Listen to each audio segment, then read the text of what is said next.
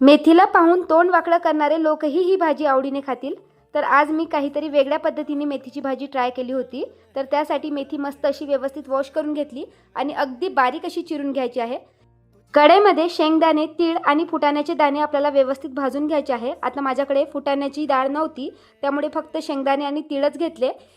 हे बाजूला काढून ठेवलं। थंड होतपर्यंत त्याच कढईमध्ये थोडंसं तेल घातलं, भरपूर असं लसणाचे तुकडे घालायचे आहे आणि कट केलेली मेथी घालून, त्याचबरोबर चवीनुसार मीठ घालून त्यातलं पूर्ण पाणी सुकेपर्यंत ती मेथी व्यवस्थित भाजून घ्यायची आहे।